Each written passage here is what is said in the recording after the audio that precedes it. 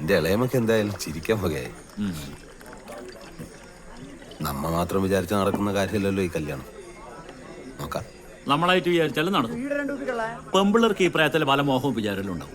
അതിൻ്റെയൊക്കെ പുറകെ കയറിത്തുള്ളിയാലേ നിന്റെ കാര്യം പോക്കാന്ന്. ചന്ദ്രേട്ട, ഇത് നിങ്ങ തന്നെയാന്നാ ഈ പറയുന്നത്. നിങ്ങളെപ്പോലുള്ളവരെ കണ്ടിട്ടാണ് നമ്മളൊക്കെ ഈ ക്ലബിൽ തന്നെ വന്നത്. അന്നൊക്കെ നിങ്ങൾ എന്തൊരു കിടിലം മനുഷ്യനായിരുന്നു. ആ യുവജനയുടെ ബോർഡെല്ലാം വാലിച്ചെറിഞ്ഞ് കളഞ്ഞിട്ട് ആടെ സുമലതേന്റെ ബോർഡൊക്കെ വെച്ചത് ഓർമ്മയുണ്ട്? അതുണ്ട്. നിങ്ങളാന്ന് ഇമാതിരി പിന്തിരിപ്പം വർത്താനം പറയുന്നു. ആ കാലെല്ലാം പോയില്ലോ വി. നിന്റെ കാര്യം നീ തന്നെ നോക്കണം. ഈ ഒറ്റപ്പെടൽ പറഞ്ഞാല് ചില്ലറ കാര്യമൊന്നുമല്ല. അല്ല, നിന്റെ പിള്ളേർ അത്ര മോശക്കാരെന്ന് ഞാൻ പറയുന്നില്ല.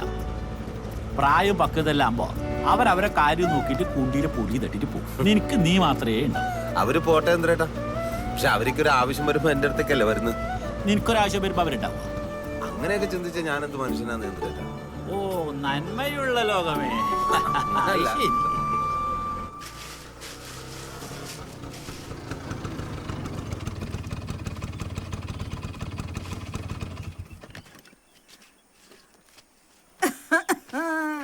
ചുമക്കണ്ട, അത് മുടങ്ങി. ഇനി നാട് മൊത്തം പാടിക്കോ. നീ എന്തിന്റെ എന്നോട് ചാടി കയറുന്നേ? ശരിക്കും നിങ്ങന്റെ ഇളയമയാന്നാ? നിനക്കെന്താ സംശയം? നിന്റെ അമ്മ ചത്തിട്ട് 16 കൊല്ലം കഴിഞ്ഞിട്ട് നിനക്ക് ഞാൻ ജീവിതത്തിൽ തകരാറൊന്നും കാണിച്ചിട്ടില്ലേ? ഈ കാണിക്കുന്നതൊന്നും തകരാറല്ലേ? നിന്നെ ഞാൻ നോക്കിയിട്ടേടാ. ഞാൻ നിങ്ങളെ നോക്കിയിട്ടില്ല. ഇനി നോക്കാനാ. ഇനി എത്ര കാലം നോക്കാൻ? നീ ചത്തിട്ടേ ഞാൻ ചാവും. നിന്റെ ജാതകത്തിൽ ഇപ്പൊ കല്യാണം നടന്നിട്ടെങ്കിൽ ഇനി 45 കഴിഞ്ഞിട്ടേ ഇല്ലു. അതുവരെ നമുക്ക് അങ്ങോട്ടും ഇങ്ങോട്ടും നോക്കിയിരിക്കാം. അതെ, ഈ കല്യാണം നടക്കാൻ വേണ്ടി പ്രാർത്ഥിച്ചില്ലെങ്കിലും നിങ്ങൾ മുടക്കാൻ വേണ്ടി പ്രാർത്ഥിക്കും. എന്റെ പൂമാല പോതി ഞാൻ കേൾക്കുന്നത് ഈ ചെക്കൻ പറയുന്നത്. എടാ പറഞ്ഞിട്ട് വേടാ. നിങ്ങൾ നേരത്തെ എന്തിനാ ചുമച്ച്? എനിക്ക് ചുമച്ചുവിടാ. എന്നെ കളിയാക്കാനല്ലേ നിങ്ങൾ ചുമച്ച്? വന്നു. ചാൻസേ ഇല്ലടാ.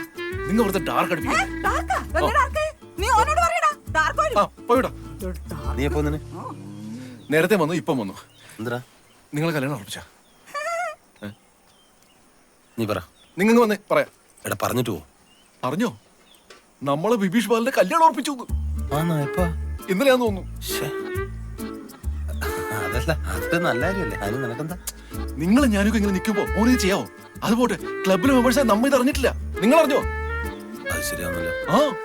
അവന്മാരൊക്കെ ഇപ്പൊ എവിടെയുണ്ട്? ക്ലബില്. നമ്മളെ സംവിധായകനോ? കിരണോ?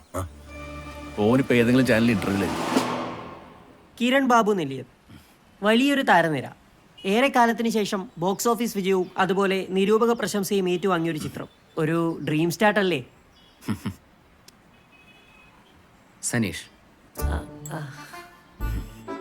സനീഷ് സ്വപ്നങ്ങളെ എങ്ങനെ ഡിഫൈൻ ചെയ്യണം എന്നുള്ളത് എനിക്കിപ്പോഴും സംശയമുണ്ട്. ഞാൻ ഒറ്റയ്ക്കും ഒരുമിച്ചും സ്വപ്നം കണ്ടിട്ടുണ്ട്. കുറേ ആളുകളിൽ ചിലർ ഇപ്പോഴും ഉണ്ട്, ചിലർ പോയി.